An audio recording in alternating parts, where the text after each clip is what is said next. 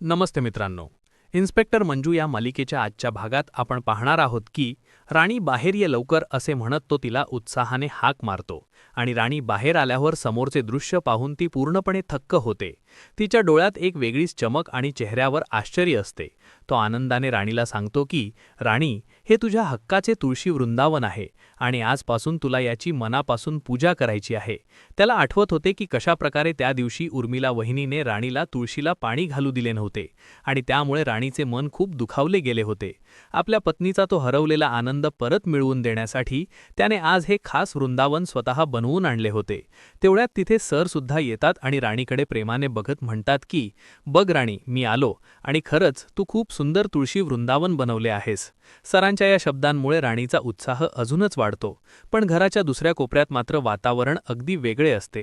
उर्मिला वहिनीच्या डोळ्यात जळफळाट स्पष्ट दिसत असतो.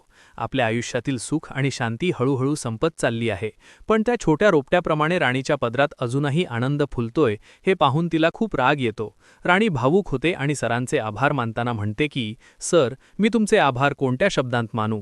मग अचानक तिची नजर सरांच्या जखमी हातांकडे जाते आणि ती अस्वस्थ होते.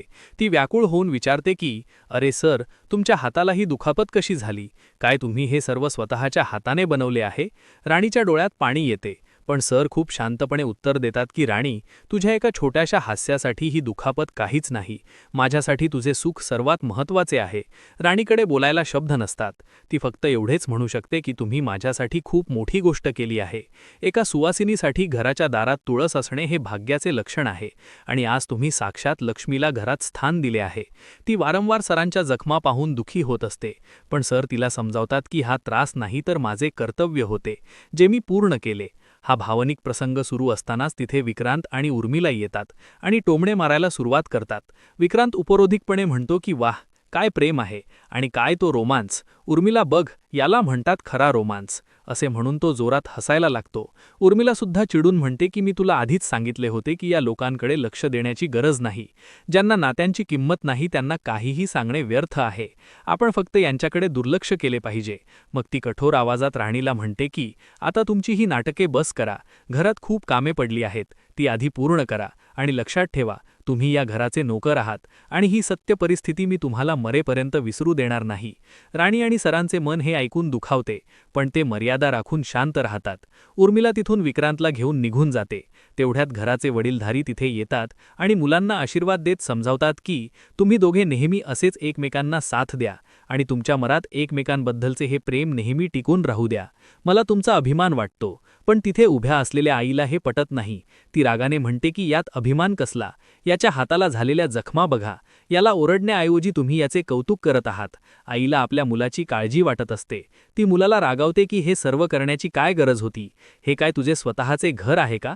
तुझी अवस्था बघ काय करून ठेवली आहेस. मी तुझ्या या वागण्यावर अजिबात आनंदी नाही आणि या मुलीच्या नादाला लागून तू तुझा मार्ग भटकू नकोस, असा ती त्याला सज्जड दम देते. काही वेळाने उर्मिला आणि विक्रांत त्यांच्या खोलीत असतात. उर्मिला मोठ्या गर्वाने म्हणते की बघत रहा, आता मी या सगळ्यांना माझ्या तालावर कसे नाचवते. ती विक्रांतचे कौतुक करते की तू तिच्याशी चांगले वागलास आणि मला तुझ्याकडून हीच अपेक्षा होती. विक्रांत प्रेमाने म्हणतो की उर्मिला, मला सुद्धा तुझ्याकडून एक नवरा म्हणून खूप अपेक्षा आहेत. उर्मिला त्याच्या जवळ येते आणि म्हणते की विक्रांत, मी नेहमी तुझ्या पाठीशी उभी राहिले. तू जे सांगितलेस ते मी ऐकले. तुझी प्रत्येक इच्छा पूर्ण केली, पण त्या बदल्यात मला ते कधीच मिळाले नाही जे मला हवे होते. विक्रांत अस्वस्थ होऊन विचारतो की तुला नक्की काय हवे आहे उर्मिला?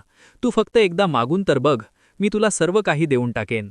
तेव्हा उर्मिला त्याच्या डोळ्यात डोळे घालून अतिशय गंभीरपणे म्हणते की विक्रांत, मला हे पूर्ण घर माझ्या नावावर हवे आहे. उर्मिलाची ही अनपेक्षित मागणी ऐकून विक्रांतच्या पायाखालची जमीनच सरकते. तो पूर्णपणे सुन्न होतो आणि त्याला काय बोलावे हेच सुचत नाही.